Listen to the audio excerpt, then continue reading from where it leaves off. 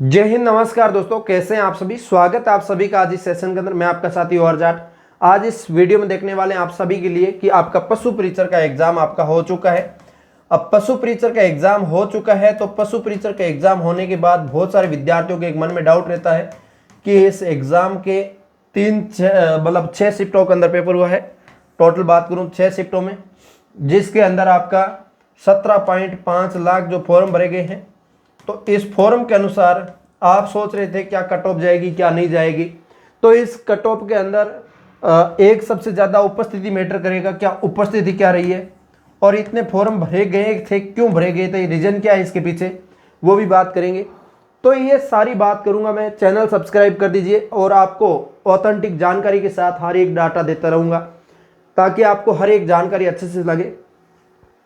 अब इसके अंदर बहुत सारे विद्यार्थियों के डाउट्स होंगे कि इसके अंदर जो 17.5 लाख फॉर्म भरे गए हैं, आप इसके अंदर देख सकते हैं 17 लाख जो आपकी है 17,63,897 जो टोटल फॉर्म है, उनमें से प्रजेंट जो मिले थे वो विद्यार्थी एग्जाम देने वाले वो 10,52,566 निकले और 7,11,000 ने पेपर ही नहीं दिया।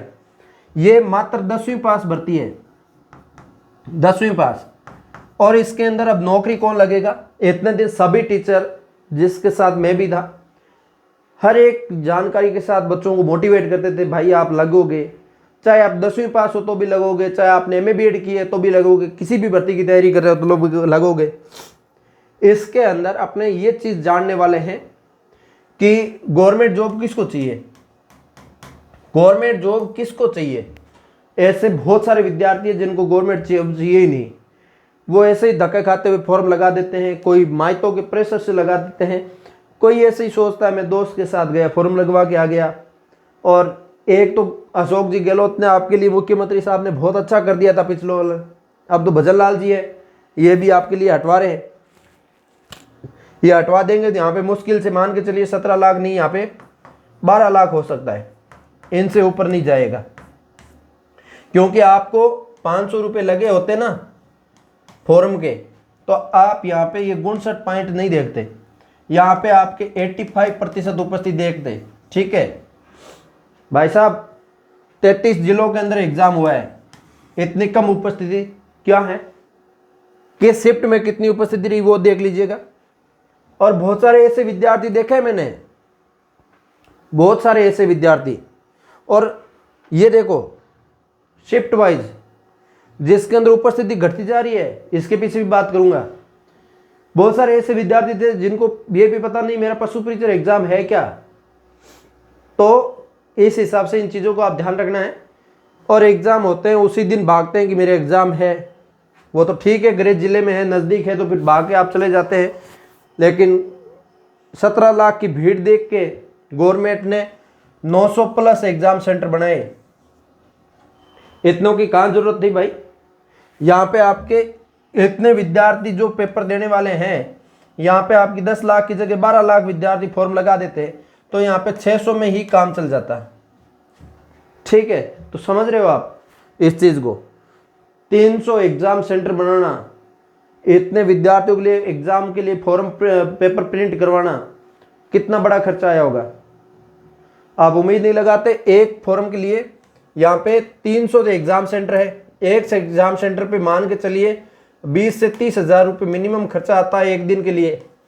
तो 3 दिन के लिए आप 50-60 हज़ार का रुपये का खर्चा आ गया एक एग्जाम सेंटर को चलाने के लिए।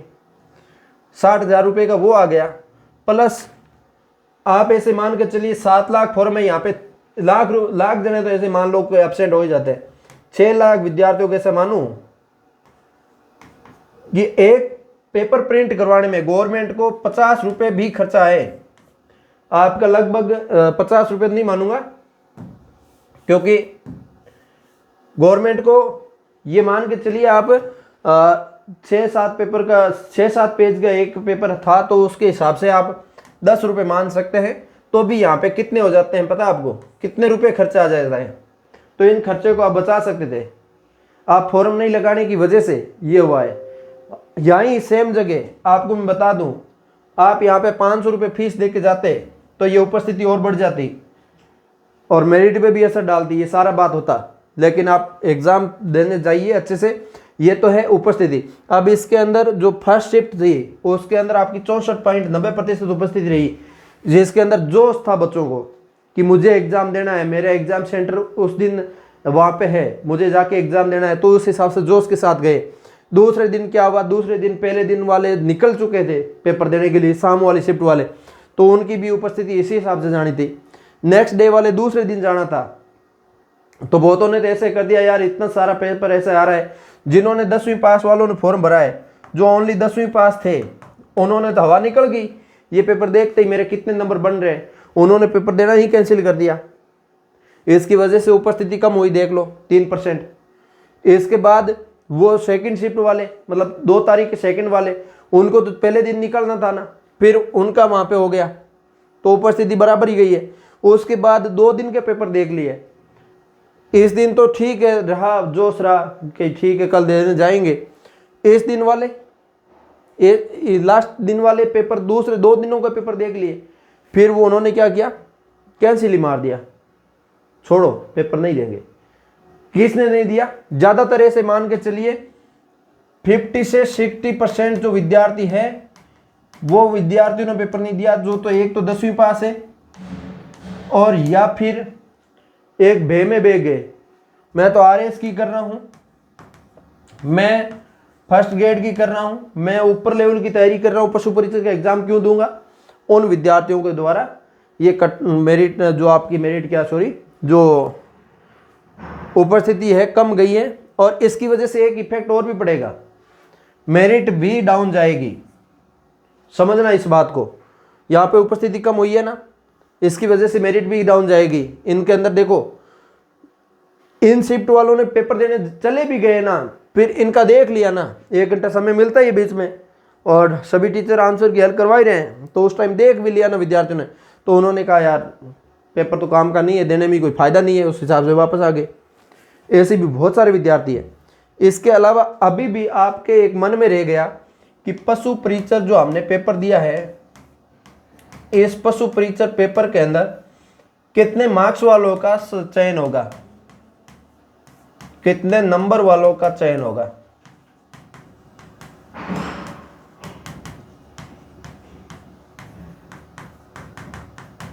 तो इसके अंदर देखो, मैं आपको बताऊं 150 मार्क्स का टोटल पेपर था।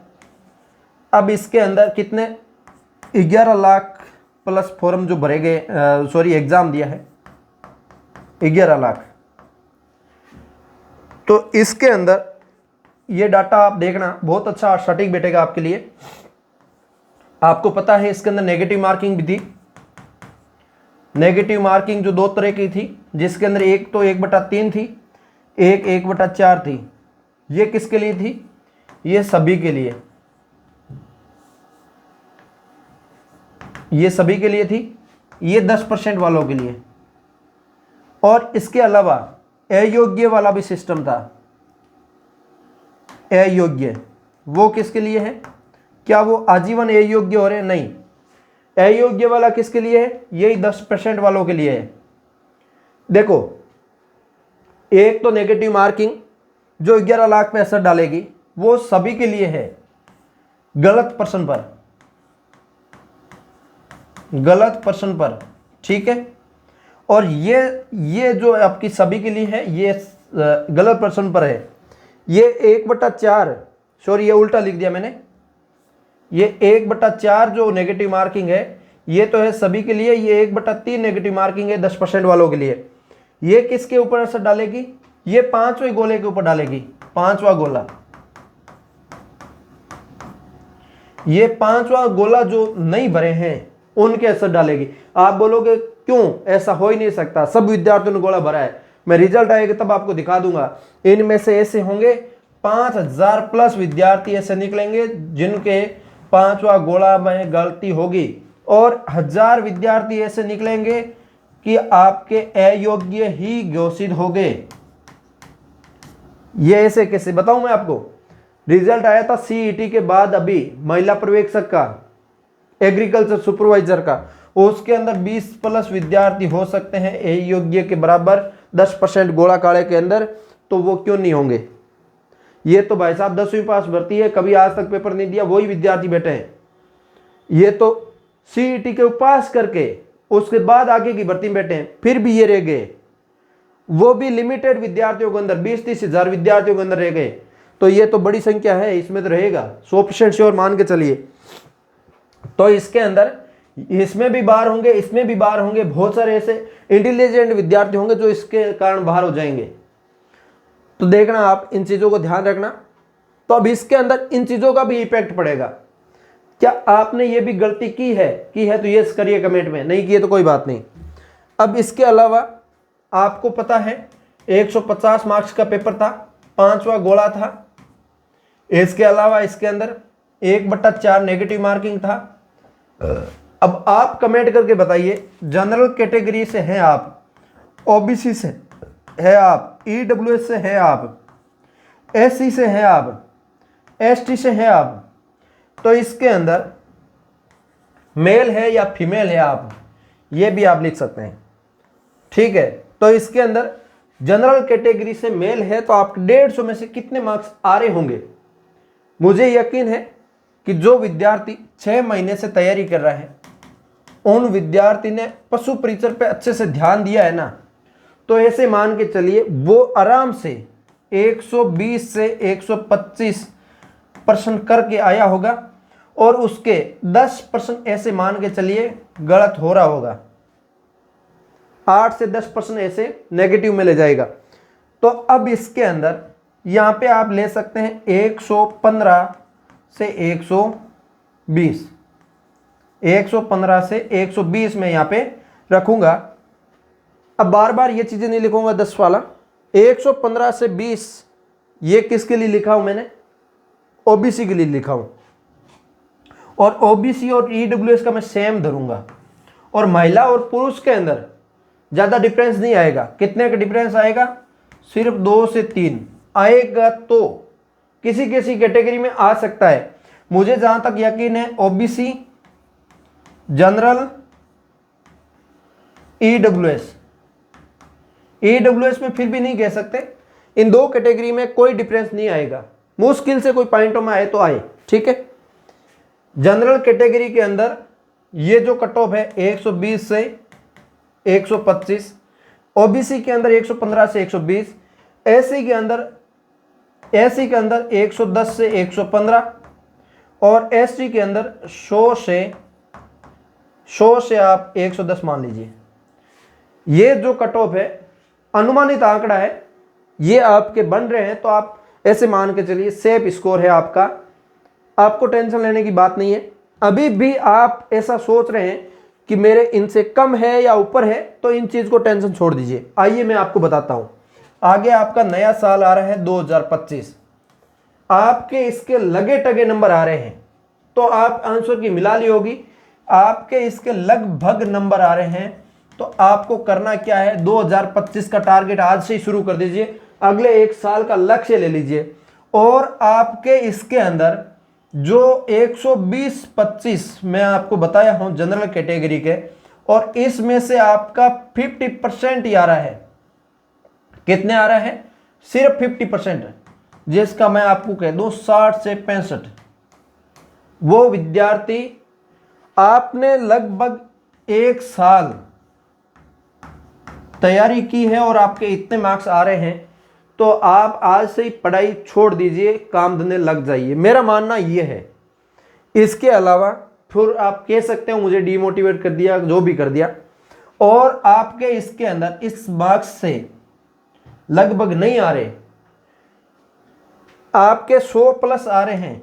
ये मार्क्स तैयारी की है तो डिसाइड होगा। आपने बिना तैयारी के गए हैं, आप तो ऐसे मत कह देना आप मैं पशु परीक्षण की तैयारी नहीं कर रहा था, मैं रीट की तैयारी कर रहा था, इसको पेपर देने गया था, इतने ही मार्क्स आ रहे हैं। नहीं, आप रीट की कर रहे थे तो आप 100+ जा सकते हैं आराम से। पशु परीक्षण की नहीं करने वाला भी 100+, 110+ जाएगा, मुझे पूरा यकीन है। जो पशु परीक्षण की तैयारी कर रहा है वो 120+ जाएगा, मुझे पूरा यकीन है। बहुत सारे ऐसे मेरे साथी हैं जो विद्यार्थी भी हैं, उन्होंने कहा है इतने में हमारे आ रहे हैं, ये आ रहा है, वो आ रहा है, सब बताया, ठीक है। तो इस हिसाब से आपका ये डिसाइडेशन कर सकते हैं। 2025 के लिए नेक्स्ट सीईटी आ रही है एक, तो है 2026 में 12th लेवल की, ग्रेजुएशन लेवल की, लेकिन आपको 2025 में तैयारी शुरू कर देना है। सीईटी को छोड़ के आपकी राजस्थान पुलिस के अंदर आएगी, वो भी सीईटी के आधार पे होगी। आपकी सीईटी मुझे नहीं पता आपका क्लियर है या नहीं है। इसके अलावा इसके अंदर एलडीसी की आती रहती है, सेंट्रल लेवल में आप फॉर्म भरते रहिए, साथ में एमटीएस की आती रहती है, 10वीं पास भर्ती रहती है। इस टाइप की आपकी चतुर्श्रेणी कर्मचारी भर्ती आती रहती है और आएगी भी आपकी चतुर्श्रेणी भर्ती। इसकी आप अच्छे से तैयारी कर सकते हैं, 50,000 प्लस आएंगे, तो इसके अंदर आपका चयन होना स्वाभाविक सी बात है। तो आप इसके अंदर अच्छे से नौकरी पा सकते हैं, बेहतरीन नौकरी है। उसके अंदर भी सिलेबस ज़्यादा नहीं है, हिंदी है, इंग्लिश है, जीके है राजस्थान का सिर्फ, और इसके अलावा इसके अंदर मैथ है। ये सिलेबस है बेसिक सा, कोई ज़्यादा लंबा चौड़ी कहानी नहीं है। आपको अच्छे से तैयारी करना है तो आगे वैकेंसी तैयार पड़ी है, अच्छे से तैयारी करिए, बेहतरीन करिए। उम्मीद करता हूँ अच्छे से समझ गए होंगे। किसी प्रकार का कोई डाउट लगे तो कमेंट करके बताइए। हम मिलेंगे किसी नए सेशन के साथ, तब तक के लिए जय हिंद जय भारत।